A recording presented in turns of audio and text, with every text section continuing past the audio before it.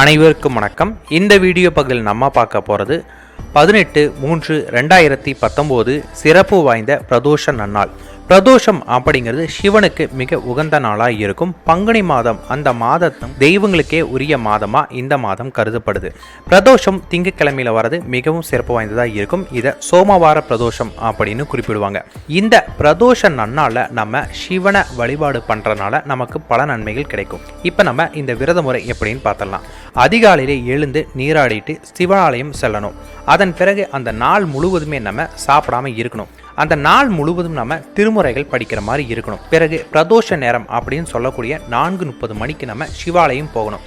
அங்கே சிவாலயம் போய் முதல்ல சிவனை மனமுருகி உள்ளமுருகி வணங்கணும்.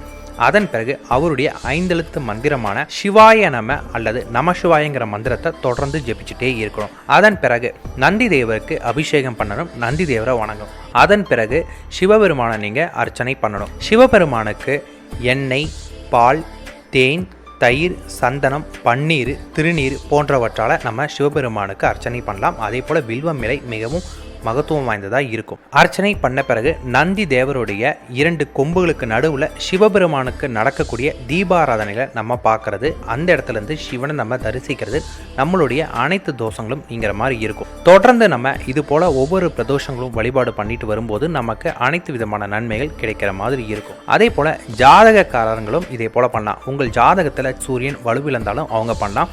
அதே போல் நல்ல வேலை அமையணும் அப்படின்னு நினைக்கிறவங்களும் இந்த பிரதோஷத்தை மேற்கொள்ளலாம். அவங்களுக்கும் நன்மை அளிக்கிற மாதிரி இருக்கும். சனீஸ்வர பிரச்சனைகள், அதாவது சனி பகவான் பிரச்சனை எதுவாக இருந்தாலும் இந்த நேரத்தில் நீங்கள் வணங்க ஆரம்பிக்கும் போது அந்த பிரச்சனை உங்களுக்கு குறையிற மாதிரி இருக்கும். உங்களுக்கு காரிய தடை நீங்கிற மாதிரி இருக்கும். நன்றி, வணக்கம்.